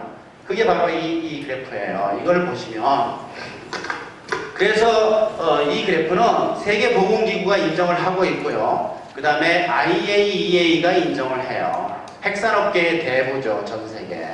그 다음에 ICRT 국제방사선 방어위원회도 이 그래프를 인정합니다. 그러니까 핵산업계건 핵산업계가 아니건 모두 이 그래프를 인정을 해요. 이게 지금 의학적 결론입니다. 이건 안 바뀌어요.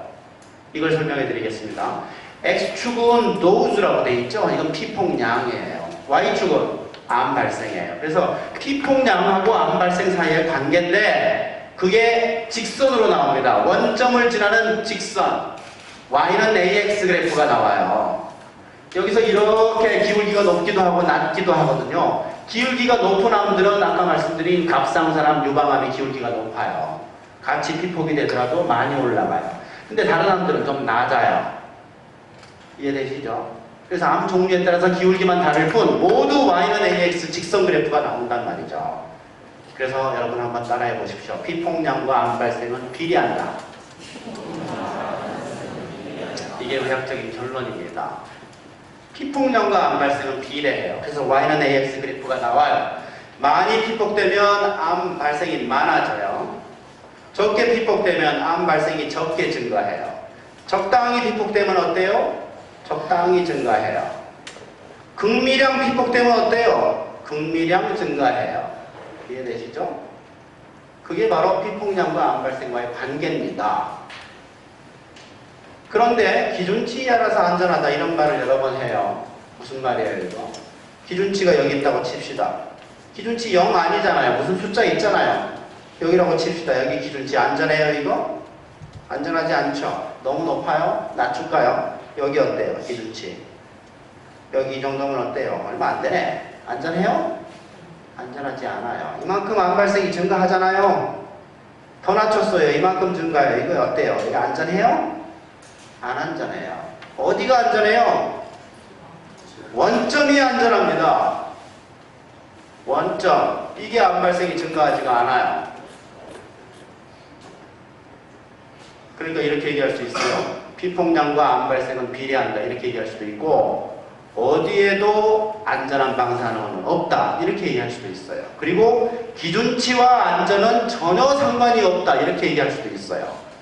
그리고 제가 만든 표현이 또 있습니다. 안전한 기준치는 0.0mSV다. 0mSV가 안전해요. 그 외에는 모두 위험해요. 이해되시죠? 그게 바로 이 그래프가 얘기하고 있는 겁니다. 그런데 이런 말을 해요. 이 기준치 누가 만들어요? 이거 안전과 전혀 상관없는 이 기준치 누가 만들어요? 의사들이 만들어요? 의사들이 만들고 의학적 근거가 있는데 나라마다 들쭉날쭉 달라요? 굉장히 차이 많이 납니다. 나라마다. 그리고 일본 보세요. 어땠어요? 1mSV라는 국제적인 기준치가 있는데 사고 나니까 얼마나 올렸어요? 20으로 올렸어요. 20배 올려버린 겁니다. 왜? 20mm 시버트까지는 자기들이 책임 안 지겠다 이 말이에요. 그 이상 올라가는 것만 보상하겠다 이거예요. 그럼 기준치라는 것은 의학적인 뜻이 있는 거예요? 아니에요. 관리 기준이에요. 관리 기준. 정부가 만드는 관리 기준. 핵산업계가 만드는 겁니다. 정부 공무원하고. 그게 바로 기준치예요. 이건 아무런 안전과 상관이 없는 숫자예요. 의학적인 안전 기준치는 0mm 시버트고 피폭량과 암 발생은 비례해요.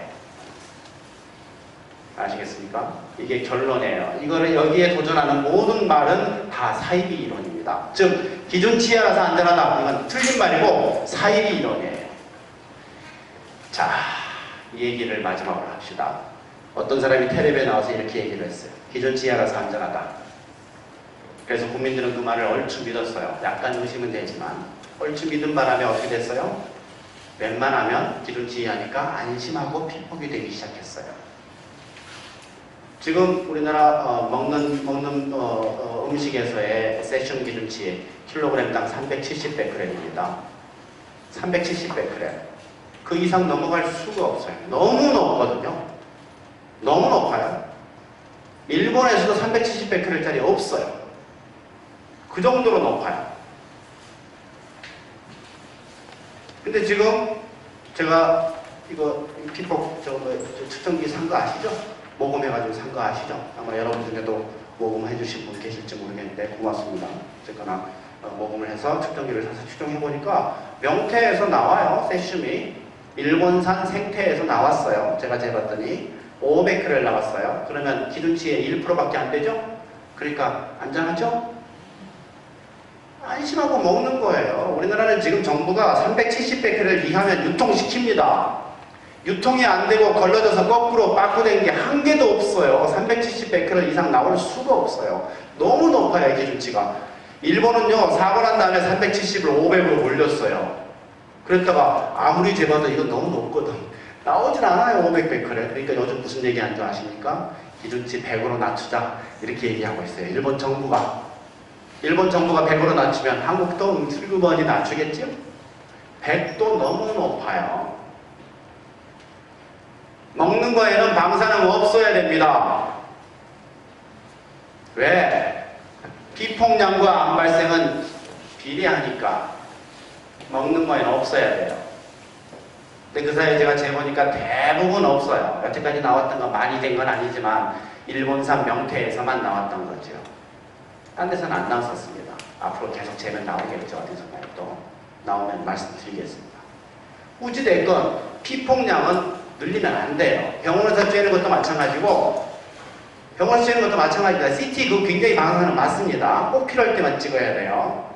MRI 초음파 이건 방사능 아니에요. MRI는. 그래서 MRI를 많이 찍으면 좋은데 MRI는 또 보험이 안 되네. CT만 보험이 되고 방사능 피폭을 막 더 시키려고 아주 제도적으로 아주 그런 느낌이 들어요. 반의사회가 내년쯤에는 병원들하고 싸울 겁니다. MRI 많이 쓰고 CT는 찍지 마라 이렇게 싸울 거예요. 대판 싸움 할 겁니다.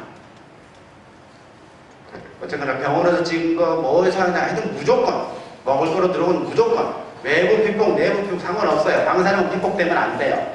피폭된 만큼 누적되고 그만큼 암 발생 확률을 증가시키는 겁니다. 여기까지 하겠습니다. 다음 주세요. 결론, 일본은 다시 못 일어날 거다. 핵사고는 나라가 망하는 길이다. 우리나라는 살기 위해서는 뭘 해야 된다? 탈핵해야 된다. 그래서 탈핵은 가능하다. 이 굉장히 중요해요. 가능하다. 전 국민이 불가능할 거로 생각해요. 핵발전? 그거 대안 없잖아. 어쩔 수 없잖아. 이게 전 국민의 생각이에요. 이게 틀렸어요. 원자력 문화재단이 만들어 놓은 거짓말, 세뇌 교육에 지금 놀아나는 겁니다. 틀렸어요. 핵탈핵 가능해요. 이 나라들이 바보가 아니에요. 스위스, 독일, 이탈리아, 벨기에 얘들이. 가능하니까 하겠다고 나선 거고 프로그램 가지고 착착착 진행 중입니다. 우리는 어떻게 하면 돼요? 탈핵하려면 따라가면 돼요. 컨닝하면 돼요. 물어봐가면서 야 이거 어떻게 하냐? 물어봐가면서 따라가면 되는 겁니다. 탈핵 가능해요. 그리고 이 탈핵은 어떻게 해야 돼요? 다음 주시죠. 대통령이 가요. 대통령이 해야 돼요. 다른 사람이 해서는 안 됩니다. 일본에 간 총리가 처음 있을 때 사고 났거든요.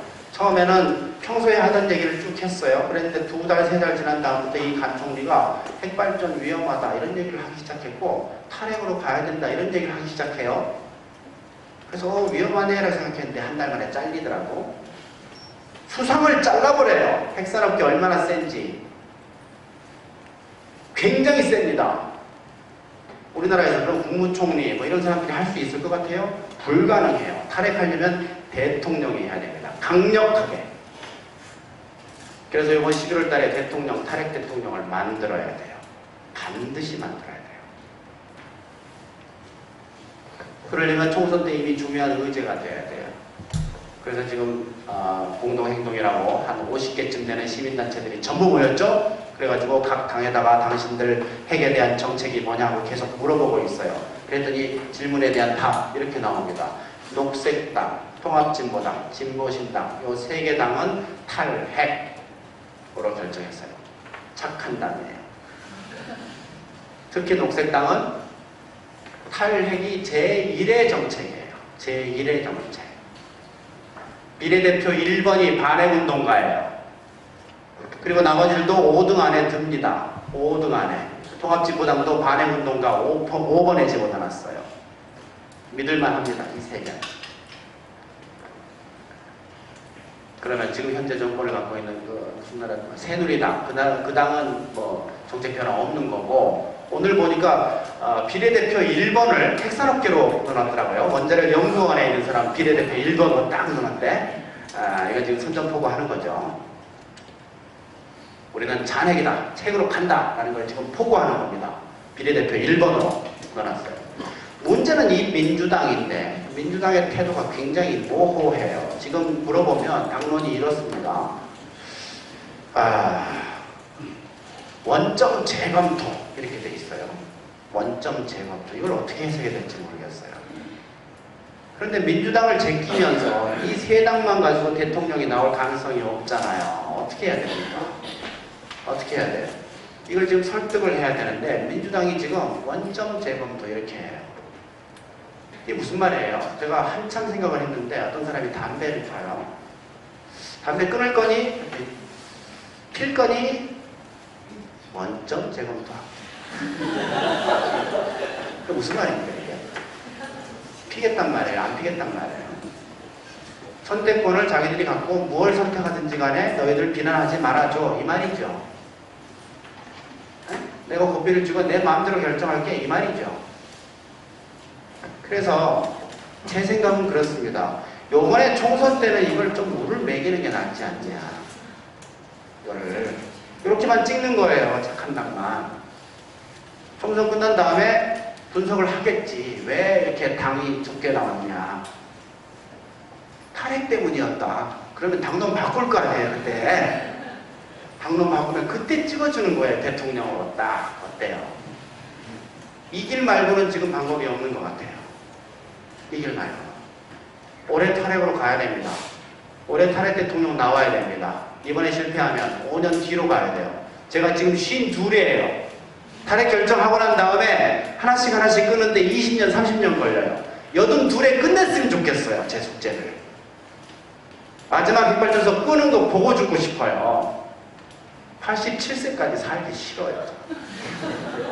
올해 꼭 좀 해주세요. 탈핵 대통령.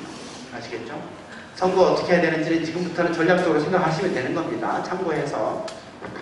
그래서 민주당이건 뭐 어느 당이건 좋아요. 새누리당도 좋아요. 좋아요.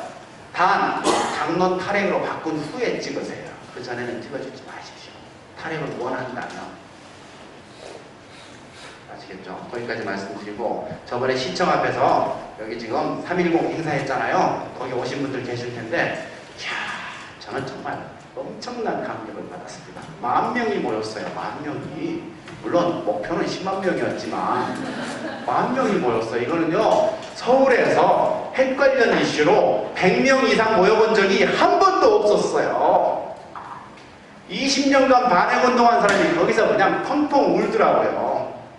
남자가 중늙은이 나이 남자가 평생을 반핵운동하던 사람이 10,000명이 거기 탈핵을 위해서 모인 거예요. 눈물이 나죠. 100명 이상 모인 걸 처음 봤다는 거예요. 이건 지금 뭔가 다른 일이 일어나고 있습니다. 그리고 이 일은 선거까지 쭉 갈 거고 우리나라는 내년부터 탈핵을 시작할 겁니다. 올해 탈핵 대통령이 나올 거니까. 제가 지금 강의가 104번째예요. 그러니까 104번째. 처음에는 이런 데서 했었죠. 지방에서. 오늘은 어디서 한 줄 아세요? 전국 YWCA 사무총장 모두 모인 자리에서 했어요. 이해되세요? 그 파급력 생각해보세요. 전국의 그 수도원 원장들 모두 모인 데서 300명 모인 데서 강의했어요. 3일 전에 명동 성당에서. 그 파급력 생각해 보십시오. 가능합니다. 가능합니다. 그뿐만 아니고 지금 70개 되는 시민단체들이 다 모였어요. 정교조도 들어있고 노조도 들어있고 많이 들어있어요. 그 파급력 굉장할 겁니다. 이번에 총선 보세요. 지금 현재 당들이 지금 눈치를 못 채고 있는데 저 밑에서 탈핵의 분위기 지금 있습니다. 얘기는 안 하죠. 안에 들어가서 나는 탈핵 찍을 거예요. 보십시오. 녹색당 이번에 만들어졌죠? 이거 보세요. 어떻게 돼요? 죽는지 마는지 이 착한 새당 살아남는지 안 하느냐 보십시오. 그거 보시면 알 수 있어요. 신뢰를 갖고 된다라고 생각하고 하십시오. 네, 고맙습니다.